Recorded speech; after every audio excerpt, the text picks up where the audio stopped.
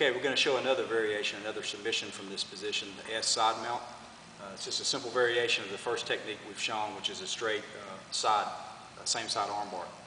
Okay, I'm going to assume the S side mount position. And notice how his elbow is still in my hip pocket. I want to emphasize this. If this elbow comes down, you may have to change your position, okay? It's not effective. I can't stay in this position with his elbow on the mat. I lose my leverage. So I have to keep this elbow up, and I'm going to actually sit underneath his shoulder so he's going to have a hard time getting this elbow down. Okay, once I'm in this position, as we just showed you, you can arm bar the same side. It's very easy. Okay, this other variation is opposite arm. Same setup. Taking our hands, hooking on the back, putting pressure on this nerve, on the jawline with your elbow.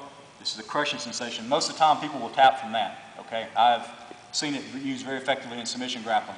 People will submit. You can actually submit someone from this position. Okay, so this position, I'm very careful to keep this arm secure, opposite arm. My hip is secure in this arm. I don't have to focus all my hands on this arm because my hip joint, and as tight as I am to my opponent, is going to keep this arm secure. It's not going anywhere. So my attention is on the opposite arm and is on his head.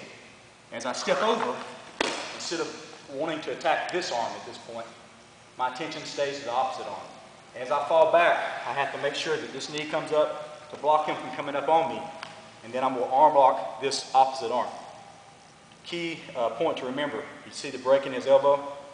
All right, his elbow has to be always pointed up. If it's pointed to the side, I have no arm bar. This is a common mistake a lot of people make with this particular technique. So if it does rotate around and he starts to bend his arm to defend, I want to take my opposite hand, reach around, grab his elbow, and pull it back into position. So now his elbow is pointing straight up.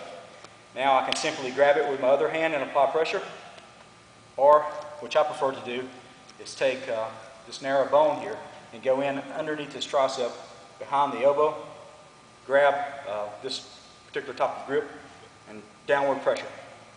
This is actually a tendon crank in conjunction with the arm extension.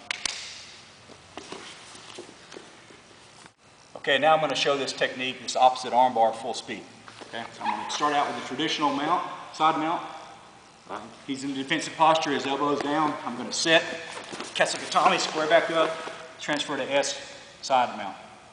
Okay, he may still be squirming around. I've got a pretty good control on him. Okay, this arm is trapped, this arm, and it's simply pressing and falling back. You can see it's very simple to execute. Very quick, effective technique.